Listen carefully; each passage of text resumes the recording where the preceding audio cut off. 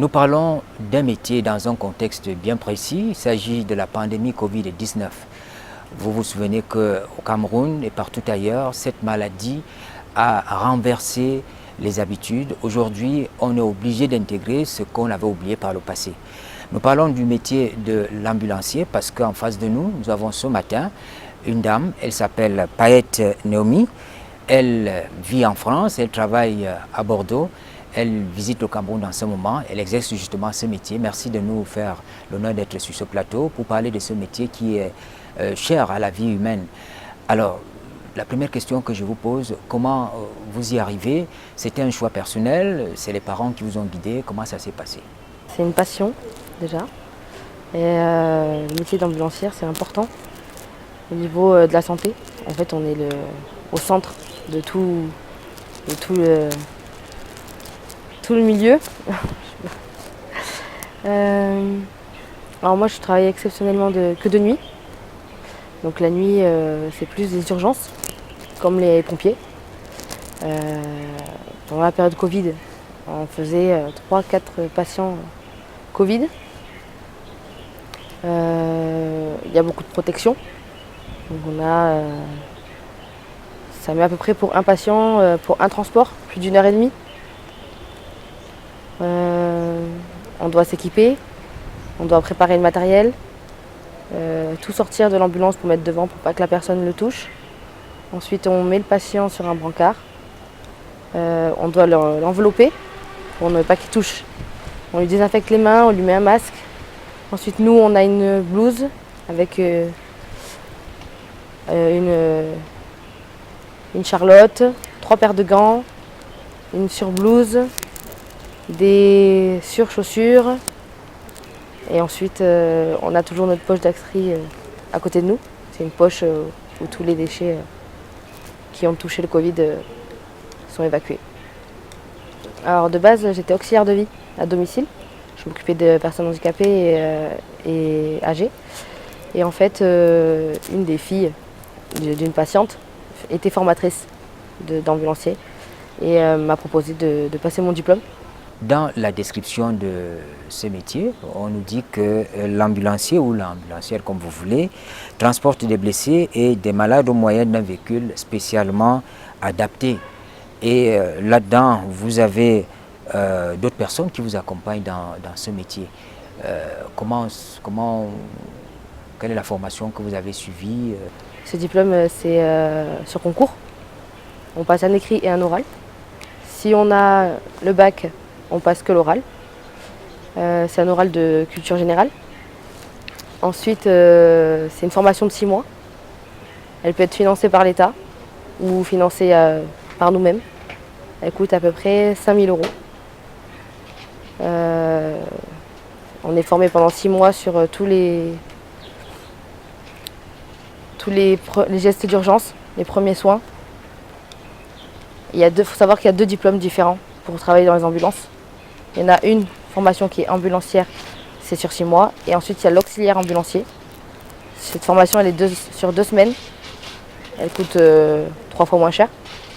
Et elle est plus sur les soins d'urgence rapides. C'est plutôt l'auxiliaire ambulancier qui conduit. Et c'est l'ambulancier qui décide derrière.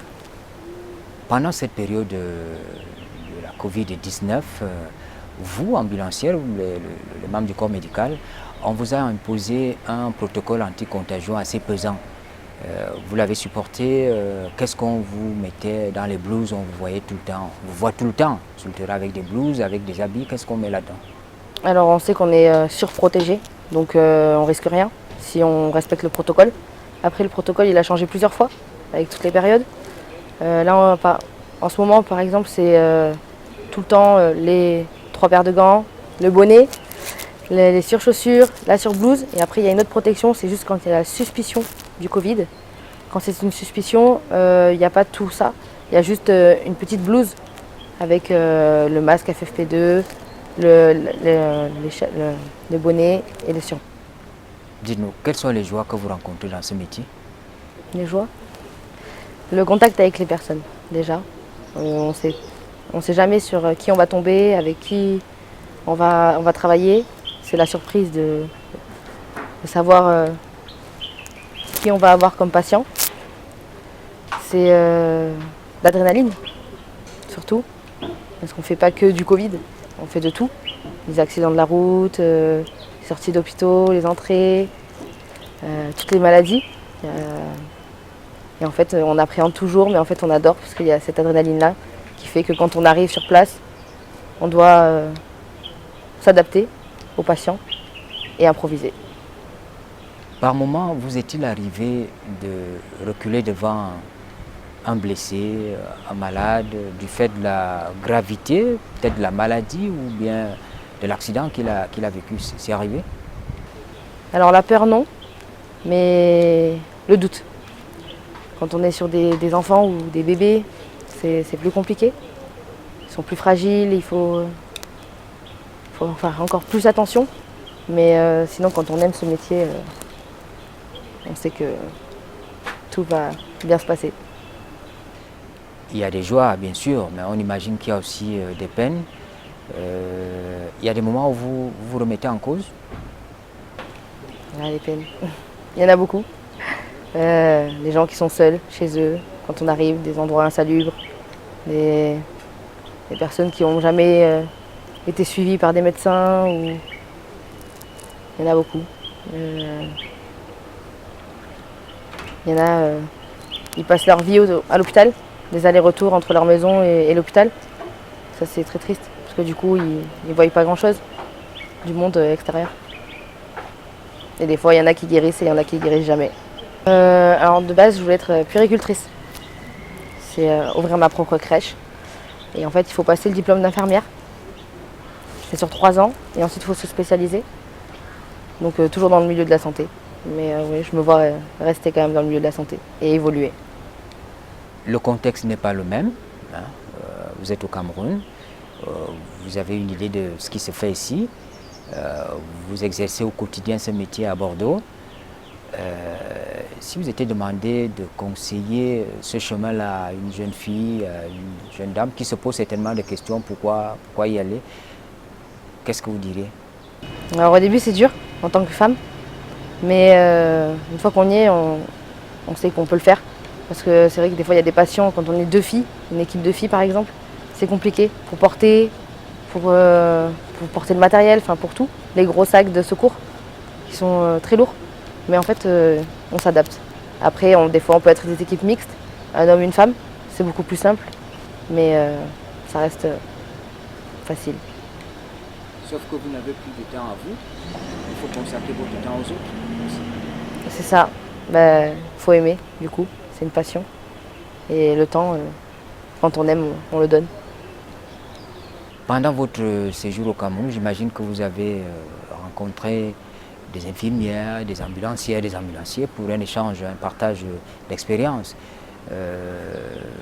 Ça s'est fait, vous avez découvert comment ça s'exerce ici? Vous avez discuté avec vos collègues, non? Un infirmier, oui. J'ai pu rencontrer un infirmier qui m'a parlé du métier, de ce qu'il a vécu ici. Le matériel n'est pas le même, l'équipe n'est pas le même, le manque de personnel, c'est un peu partout pareil. Naomi, il ne nous reste plus qu'à vous dire merci pour cet échange qui nous permet de découvrir le métier d'ambulancier. Merci à vous. Mesdames, Messieurs, nous parlons d'un métier. Il s'agit bien du métier d'ambulancier. Là, c'était une dame, Payette Naomi, qui travaille à Bordeaux. Elle a accepté d'exercer ce métier en ce moment où la situation sanitaire est quelque peu difficile. C'est un métier à haut risque, mais elle y est. Merci de nous avoir suivis. Bonne suite des programmes sur la CRTV.